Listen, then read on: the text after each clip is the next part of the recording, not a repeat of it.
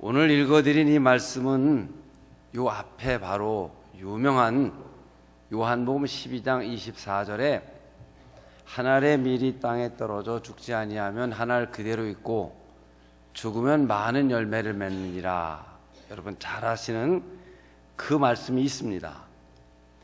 이 말씀을 전후하여 배경을 보면 예수의 명성이 이스라엘 나라 밖까지 퍼져서 철학의 나라인 헬라 사신들이 와서 예수를 뵙자고 합니다. 20절에 이 상황 진행되는 걸 보면서 제자들은 상당히 고무되었습니다. 드디어 우리 선생님의 명성이 나라 안팎 밖에 자자하다.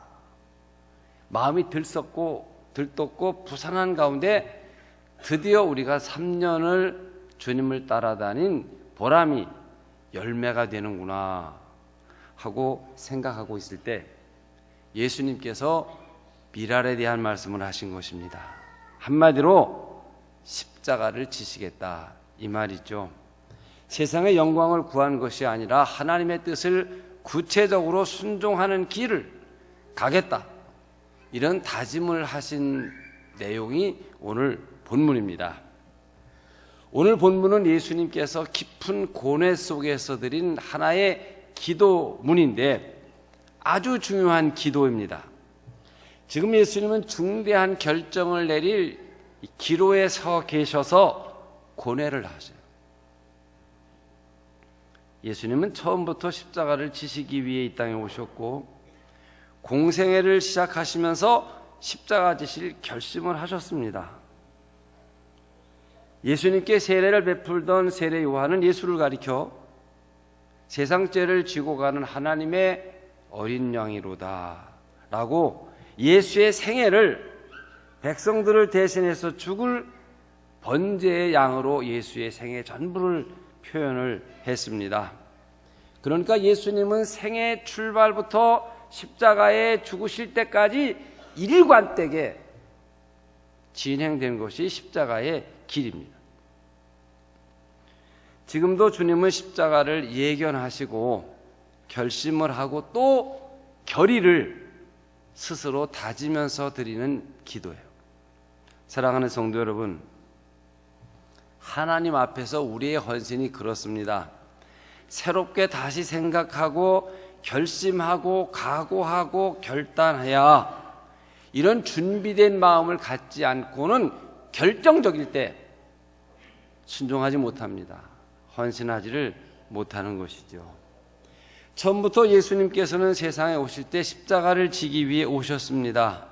그런데도 본문에 보는 바와 같이 새로운 결단을 하시고 구체적 사건 앞에서 다시 또 결심을 하십니다.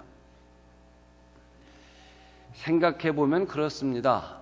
여러분이나 저나 언젠가 십자가 져야지, 이런 추상적이고 미래적인 십자가를 지는 데는 아픔이 없습니다. 그리고 우리는 늘 흔하게 그런 이야기를 합니다. 그러나 현실적으로 오늘 지금 십자가를 진다, 이것은 문제가 달라지는 것입니다. 여기에 굴욕과 수치와 부끄러움과 말할 수 없는 아픔과 이 괴로움이 있는 것입니다. 또 모순되고 불합리하고 억울하고 아무도 내가 억울하게 십자가 지는 것을 알아주지 않습니다. 이런 십자가를 져야 된다고 결심하시는 예수님 앞에 펼쳐지는 세상은 낮에 말씀드린 영광의 세상이 펼쳐지고 있습니다. 이웃나라의 사신들이 와서 국사, 임금의 스승으로 모시겨 평생의 삶을 보장해 주겠다고 찾아와 흥정을 합니다. 하시려고만 하면 이번 6월절에 회중의 추대를 받아서 왕으로 등극하실 기회가 되기도 합니다. 지금 예수님을 따르는 제자들과 모든 사람들이 이 길을 원하고 예수님을 위해서 충성하겠다고 지금 맹세와 다짐을 하고 있습니다. 그야말로 지금 예수님 앞에는 넓은 길 그리고 좁은 길이 열려져 있고 성공과 영광의 길이 펼쳐지고 있습니다. 이때 하신 말씀이 23절 인자가 영광을 얻을 때가 왔도다 하시면서 결정하신 일이 십자가 사건입니다. 주님은 선택의 기로에서 기도를 하십니다. 예수님께서는 이 결정을 하나님과의 만남, 즉 기도 속에서 하십니다. 예수님의 생애의 중대한 일은 언제나 기도로 하십니다. 12제자를 선택하실 때 기도를 하셨고 전도하시기 전에 기도하시며 모든 중요한 일의 결정 앞에는 항상 예수님의 기도하는 모습이 있습니다. 나사로를 살리실 때 기도하셨고 오병이어의 기사와 이적을 행하실 때 기도하셨습니다. 지금 예수님은 제자들과 함께 이야기를 하시다가 모든 일을 멈춰놓고 제자들 세워놓고 그 보는 앞에서 기도를 하고 계시는 내용으로 펼쳐지고 있습니다. 27절을 보게 되면 내 마음이 괴로우니, 그 마음이란 말의 간주를 보면 내 영혼이 괴로우니 이런 말이 됩니다. 이 말씀은 지금 십자가를 앞에 놓고 고민하는 예수님의 이 내면적 갈등을 번민을 보여주는 말씀입니다. 예수님은 십자가를 지는 육체의 아픔보다 그도 우리와 똑같은 인간인지라 정신적 고통, 이것이 더 힘들기 때문에 지금 고뇌하면서 기도를 하고 계시는 것입니다. 실제 예수께서 십자가에 매달려 죽기까지의 시간은 6시간이 걸렸습니다. 이것이 피를 쏟는 못이 박히고 자기 몸에 창이 꽂히는 무서운 고통이지만 그것보다 훨씬 더 힘든 것이 무엇이냐 하면 십자가를 앞에 놓고 겪는 정신적이고 영적인 인간적인 고뇌입니다. 저는 예수님이 인성을 가지신 여러분과 저와 똑같은 사람이기 때문에 여러분과 제가 겪으실 수 있는 인간적 모든 경험을 다 겪으신 분이기 때문에 그도 죽음이라는 십자가를 앞에 놓고 고뇌하시지 않을 수가 없다는 것입니다. 여러분 같이 생각해 보십시오. 십자가의 고통과 십자가를 앞에 놓고 겪는 정신적 고통 중에 어느 것이 힘들까? 상상해 보세요. 사실 십자가의 고통은 잠깐입니다. 그러나 십자가를 앞에 놓고 하는 이 고뇌는, 이 정신적 심려는 오래되는 것입니다. 더 힘든 것이죠. 우리가 보통 십자가 이야기를 하면 구레네 시몬이 진 십자가를 비교하기 쉽습니다. 예수님이 지신 그 십자가와 구레네 시몬이 진 십자가의 차이가 무엇이죠, 여러분? 겉으로 십자가를 지고 그 고난의 길을 갔다는 자체는 같다고 이야기할 수 있지 모르지만, 즉 예수님이 지고 가시다가 체력이 딸려서 한마디로 넘어지시기를 반복하다 보니까 구레네 시몬이 대신 지고 간 십자가입니다. 그런데 이 구레네 시몬이 진 십자가와 예수님이 진 십자가의 근본적 차이는, 구레네 십자가는 내가 이 십자가를 왜 지는지 모르고 십자가 속에 담긴 그 영문과 뜻, 의미를 모르고 강요된 불가피한 상황 속에서 욕설과 매질과 폭력 앞에 어쩔 수 없기 때문에 할 수 없어 무력적 힘에 의해서 진, 억지로 진 십자가, 뜻도 영문도 모르고 진 그런 십자가입니다. 그리고 십자가를 지고 난 뒤에 목적간지에 갖다 놓고 십자가를 팽개치며 돌아서서 가는 구레네 시몬의 생각은, 내가 인간적으로 멸시와 모욕을 당했다, 내가 힘이 없어서 이 굴욕적인 십자가를 졌지, 오늘 운 되게 없는 날이다, 이런 짜증을 하면서 현장을 떠났을 수 있습니다.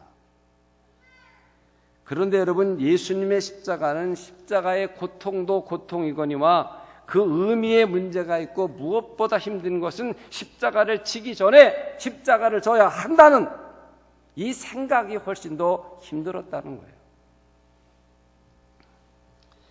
하나님의 뜻을 따라 십자가를 져야 했고, 그것을 스스로 자원하여 선택하여 진다는 것이 고민입니다. 그 근래에 제가 읽은 글 중에 이 자살에 관한 글을 읽었습니다. 새벽두에 죽는 얘기에 죄송합니다만 각 나라와 문화, 이 종교에 따라 이 자살에 대한 시대적 평가가 다르고 종교적 이해가 다릅니다. 우리 교회만 하더라도 옛날엔 자살한 사람은 천당 못 간다고 생각했어요. 지금은 우울증이란 질병에 의해 죽은 것이기 때문에 천당 간다고 가르칩니다. 시대에 따라서 자살에 대한 해석이 다르고 종교가 보는 자살의 이해가 다른 것이거든요. 또 자살하는 방법도 여러 가지인데 그 방법을 택할 때 가능하면 죽는 순간 고통을 덜 느끼려고 하는 것이 자살을 선택하는 사람의 고민이에요. 그래, 목매는 사람, 음독하는 사람, 높은 데서 떨어지는 사람, 권총을 쏘는 사람, 여러 종류가 있습니다. 질문입니다, 여러분. 중요한 것은 그 죽는 순간은 잠깐이라는 거예요. 그래, 죽음을 선택하고 결정하기까지는 몇 날 며칠을 잠 못 자고 괴로워하고 긴 시간을 피가 마르는 고통을 한 뒤에 결국 죽음을 선택을 한다는 거예요. 예를 들면 여러분, 어떤 사람이 아파트 25층에서 투신했습니다. 떨어지는 시간은 몇 초밖에 안 걸립니다. 그런데 그가 25층에서 떨어져 자살하기를 결정하기까지 몇 달을, 몇 개월을, 며칠을 밤새고 고민하고 그야말로 피가 마르는 그런 번뇌를 겪은 뒤에 그 행위를 한 것이 아니겠습니까? 예수님의 십자가 상에서의 시간은 불과 6시간입니다. 그러나 자원하여 십자가를 지려는 주님의 고뇌, 이것이 힘들고 어려운 것입니다. 우리가 생활 중에서 또는 교회에 봉사하는 중에 내가 십자가 진다. 때로는 밥 한 번 사는 걸 가지고도 십자가 진다 또 하는 소리도 합니다. 이번 일은 내가 십자가를 지겠습니다. 이거는 또 십자가를 지면 좋은 것이다, 이런 생각을 합니다. 왜냐, 우리는 십자가와 부활의 영광을 항상 평생 설교를 들어왔기 때문에 십자가란 과정은 어렵지만 그 결과는 영광스럽고 부활한 그런 좋은 결과가 올 것을 믿기 때문에 우리는 내가 십자가 진다 이런 말 하지만, 그러면서도 영광스럽고 축복된다고 이야기를 하면서도 정작 십자가를 질 때는 피하는 것이 우리들의 생리 아닙니까? 자, 우리 천당 간다는 말 한번 생각해 보십시오. 제가 여러분께 질문을 하면 여러분 아멘으로 대답하세요. 예수 믿으면 천당 가는 거 믿으시면 아멘 하십시오. 저쪽은 소리가 안 간다는 말 같아요. 다시. 예수 믿으면 천당 가는 거 믿으시면 아멘. 천국이 아주 좋은 곳인 걸 믿는 분은 아멘. 자, 지금 가실 분 손 들어. 왜 안 들어? 그렇게 좋고 예수 믿으면 다 가는데 왜 안 가요? 그러면 또 안 믿는 사람 옛날 얘기로 돌아가야 돼. 개똥밭에 굴러도 이승이 좋은 거예요? 그러면 왜 그렇게 천당을 화려하게 치하를 해놓고도 우리가 막상 지금 갑시다 하면 아무도 안 가는 거예요? 두 가지. 지금이라는 시간이 싫고, 두 번째, 천당 가려면 죽어야 되는데 죽기가 싫어서 그런 거예요. 맞아요, 안 맞아요? 노골적으로 맞아요, 안 맞아요? 맞아요. 지금이라는 시간이 싫고 죽어야 가는 천당이 있는데 죽기가 싫고, 그러니 결국 개똥밭에 굴러도 이승이 좋다는 말이 되고 마는 게 돼. 그럼 여러분이 아멘한 소리도 실상 지금 갑시다 하면 생각해 봐야 돼. 나 장가도 아직 안 들었어. 나 사업 계획이 많아. 새해 할 일이 얼마나 많은데. 결국 지금이 문제고 과정이 어렵다는 것이죠. 저는 목회를 하면서 늘 깨닫는 일이, 또 장로님들과 함께 생각하는 일들이 좋은 일, 발전적인 일, 부흥되는 길은 모두 힘들고 어려운 과정을 지나야 한다는 것입니다. 저만 아는 게 아니라 모든 목사들이 다 알고 모든 교인들이 다 압니다. 그런데 교회는 그대로 있습니다. 과정이 힘들기 때문이고 지금 그 과정을 실천하는 게 시간적으로 맞지 않는다고 생각하기 때문이죠. 아무도 고난을 겪지 않으려고 하기 때문에 항상 그 자리에, 십자가 지지 않은 자리에 머물러 있죠. 사랑하는 성도 여러분, 예수님이 십자가를 아시듯 부활의 아침의 영광을 아셨습니다. 하나님의 미랄이 죽고 썩어져야 하는 걸 말씀하셨듯이 100배의 결실이 열려지는 것도 예수님은 아셨습니다. 그런데 문제는 예수님도 지금 썩어져야 한다는데 아픔이요 고통이요 예수의 고민입니다. 사실 예수님의 십자가는 모순투성이에 불합리한 것입니다. 저는 한마디로 예수님이 진 십자가는 인간의 범죄에 대한 피해자로 죽었다고 말하고 싶습니다. 여러분, 십자가 주변에 예수를 십자가에 달기까지 인간이 한 죄악들을 한번 생각해 보시죠. 가식적이고 위선적인 가야바는 명색이 대제사장, 하나님께 예배를 드리는 제사장이 하나님의 아들을 십자가에 죽이는 일을 총 책임을 지고 진행한 사람이에요. 원흉이 대제사장 가야바예요. 두 번째, 이 죄 없는 줄 알면서도 십자가에 죽이라고 판결하는 빌라도 얼마나 정치적이고 음흉한 사람인가 생각해 보십시오. 천인공활 만고의 죄인 가룟 유다의 음흉한 배신, 수제자 베드로의 이율배반적인 행위와 예수님께 병 고침 받고 떡 얻어먹은 회중들의 배신, 이것을 종합하면 이래서는 안 되는 것입니다. 이 모든 것을 알고는 십자가를 질 수 없는 것입니다. 제가 예수님이라도 나 못 집니다. 억울해서도 못 집니다. 못 죽겠습니다. 이런 말이죠. 그러니 예수의 고민이 오죽했겠나. 저는 지금 설교하는 사람으로 예수의 고민을 어떻게 하면 여러분에게 전달할 수 있을까에 고민하고 있지만, 당사자가 되어서 지금 이 상황 속에서 십자가를 지고 죽어야 된다 라고 할 때 예수의 고민이 어떤 것인가를 생각해 보십시오. 그래, 고민 중에 나온 탄성이 27절입니다. 아버지여, 나를 구원하여 이 때를 면하게 하여 주옵소서. 이게 무슨 말이에요? 이 십자가의 고난 면하게 해달라. 할 수 있으면 면하게 해달라는 것입니다. 가능하면 십자가 없는 영광이 좋고, 가능하면 조그마한 십자가가 더 좋다는 것이 예수의 바람입니다. 왜 십자가를 져야 합니까? 피할 수는 없을까? 그러면서 주님은 십자가를 피하는 것이 거역이고 불순종이며 하나님께 대한 배신이라는 또 모순을 안게 됩니다. 여러분, 이것이 예수의 고민이요 갈등이죠. 이 장면이 마태복음, 마가복음, 누가복음, 공관복음서는 겟세마네 동산에서 힘쓰고 해서 더욱 간절히 기도하니 이마에서 떨어지는 땀방울이 핏방울이 되더라, 이렇게 표현하고 있습니다. 다시 말해 진액을 쏟는 그런 고뇌 속에 이 기도를 드렸다는 말이에요. 그리고 결정을 내립니다. 저는 27절 말씀에 오늘 큰 은혜를 받았습니다. 내가 이를 위하여 이 때에 왔나이다. 성경에 안 나오는데 여러분 성경 좀 보세요. 내가 이를 위하여, 이는 뭐예요? 십자가요. 이를 위하여 이때다, 지금이다. 십자가 지는 것이 지금이라는 거예요. 예수님께서는 자기가 왜 이 세상에 왔는가, 근본적인 문제를 생각을 하심으로 이기십니다. 여러분도 새해를 맞이하여 살아가시다 인생이 복잡하고 어려운 일이 생기면 근본적인 문제를 생각을 하십시오. 내가 왜 세상에 태어났는가?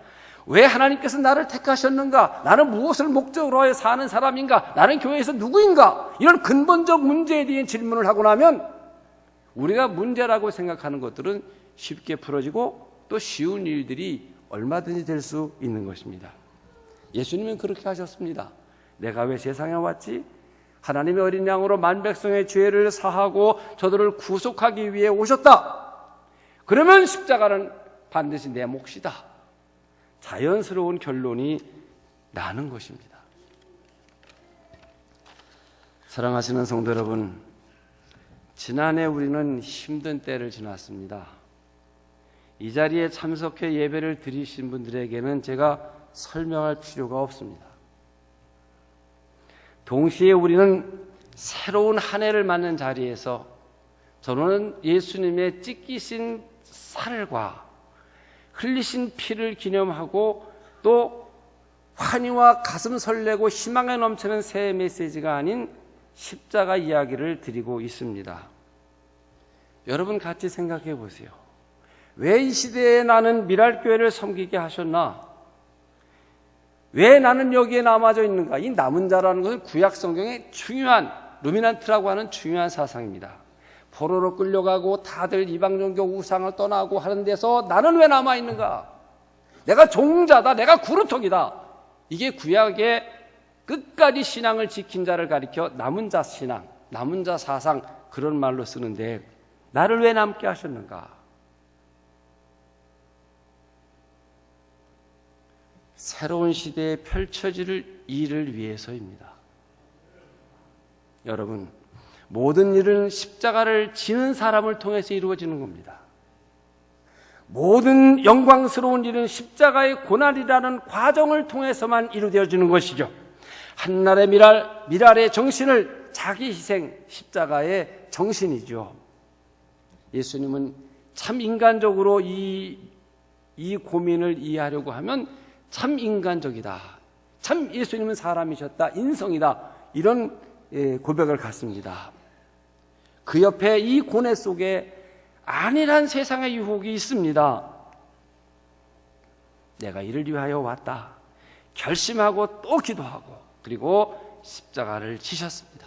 우리는 그 은혜로 말미암아 그 은혜를 인하여 구원을 받은 주의 백성들입니다.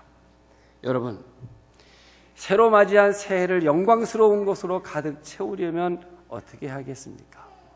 우리는 해마다 설레이고 또 무슨 일인가 생길 것 같은, 아마 모르면 몰라도 TV를 보면 지금 동해안에 사람 많을 거예요. 그렇죠? 어느 산에도 사람들 많고 해를 보고 뭐 소원을 어쩌고 저쩌고 단 일주일 지나면 그 소원 기도 제목 잃어버렸어요. 우리도 그렇잖아요. 그러다가 연말이 되면 또 허탈해. 후회막급이야. 에이, 괜히 그랬네. 왜 이런 후회를 반복하는 것입니까? 시작은 화려하게 시작을 하는데 중간중간에 날마다의 다짐이 없거든요. 새롭게 됨이 없거든요. 십자가 지는 결단이 없기 때문이죠.